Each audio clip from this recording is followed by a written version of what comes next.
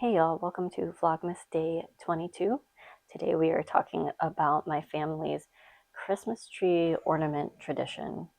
Each year my kids pick out an ornament, or if they're too young, we pick out one for them, and that helps us remember something significant from the year. So we're going to take a look at some of the Christmas tree ornaments we have gotten over the years. This ornament is a little tiny replica of the book, The Very Hungry Caterpillar, and this was my daughter's favorite book when she was very, very young. So this is actually something that I chose to help remember it by. She liked the little holes in the book that the caterpillar would chew through the food with, and how they do the flaps and all of that sort of thing. So I got this book just to commemorate that and the fact that she really loved books from day one. Loved looking at the pictures, loved trying to turn the pages.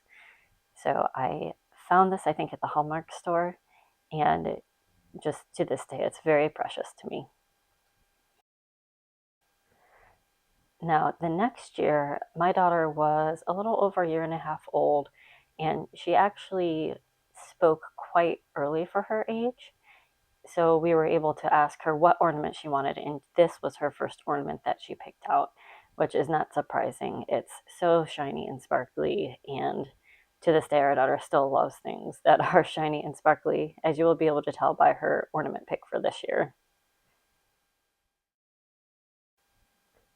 This alligator is an ornament that I picked out on behalf of our daughter. I can't quite remember why she wasn't there for picking out the ornaments this year, but she was about 2.5 years old, and there was either a book or a song or something that she really loved that had an alligator in it. So I actually need to start writing these down, because at this point my memory was already starting to fail me with why we picked these things originally. I think part of the reason why I can't remember much about the alligator ornament is because at this point my son had also been born. He was about 6 months old, so this is the ornament that we picked out for him for his first year. He has always really loved anything with wheels, any sort of trucks, anything that rolled or moved, anything that he could push across the floor. So we got this one when he was about 6 months old. And now we're to this year's ornaments. This is the most magnificent beast I have ever seen. My daughter is very into sparkles. She's very into rainbows. If she can have rainbows and sparkles together, her day is absolutely made. And it's a unicorn. There's a book called Thelma the Unicorn. If you haven't read it, you should. It's hilarious. It's fantastic. And this just really screams my daughter. This dinosaur, my daughter actually picked out for my son's Christmas ornament this year. He's still not really into choosing this kind of thing just yet. He tried to pick either a car or a truck, but it was one of those blown glass ornaments, and we simply cannot do that at this stage. The number of ornaments my son has destroyed this year is truly astronomical. So this was a safe choice for him, and he does like dinosaurs. Okay, this is the last ornament. This is also from this year, but this is not an ornament that we bought. My daughter is now 3.5 years old, and this is an ornament that she and I made together.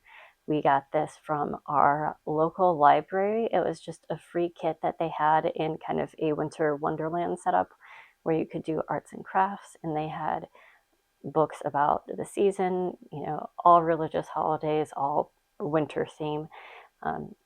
And it was just something that was really nice to have, and we're very much patrons of our local public library.